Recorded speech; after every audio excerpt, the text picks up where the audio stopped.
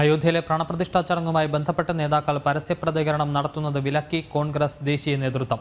വിലക്ക് ലംഘിച്ച് ചടങ്ങിൽ പങ്കെടുക്കുമെന്ന നേതാക്കളുടെ പ്രതികരണം മുസ്ലിം വോട്ട് ബാങ്കിന്റെ ചോർച്ചയ്ക്ക് വഴിവെക്കുമെന്നാണ് വിലയിരുത്തൽ. അതേസമയം പരസ്യപ്രതികരണവുമായി കൂടുതൽ കോൺഗ്രസ് നേതാക്കൾ രംഗത്ത് വന്നേക്കും.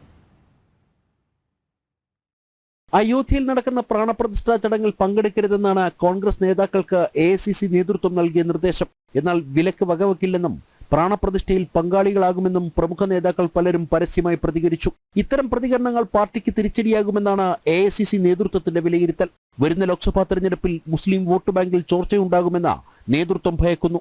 സമസ്തയുടെയും മുസ്ലിം ലീഗിന്റെയും പ്രീതി നഷ്ടപ്പെട്ടാൽ വയനാട്ടിൽ രാഹുലിന് പോലും തിരിച്ചടിയുണ്ടാകും. KPCCയുടെയും തമിഴ്നാട് PCCയുടെയും സമ്മർദ്ദങ്ങളെ അതിജീവിക്കാൻ AICC നേതൃത്വത്തിനാകുന്നില്ല. കഴിഞ്ഞ ലോക്സഭാ തെരഞ്ഞെടുപ്പിൽ 19 MPമാരെ നൽകിയ കേരളത്തിൽ UDF സംവിധാനം ശിഥിലമാകുമെന്നാണ് KPCC ധരിപ്പിച്ചത്. പ്രാണപ്രതിഷ്ഠാ ചടങ്ങ് സംബന്ധിച്ച് നേതാക്കൾ നടത്തുന്ന പ്രതികരണങ്ങൾ ഓരോന്നും കോൺഗ്രസിന്റെ അവസ്ഥ കൂടുതൽ പരിതാപകരമാക്കും. ഈ സാഹചര്യത്തെ അതിജീവിക്കാനാണ് പരസ്യപ്രതികരണം വിലക്കി ഹൈക്കമാൻഡ് നിർദ്ദേശമെത്തിയത്.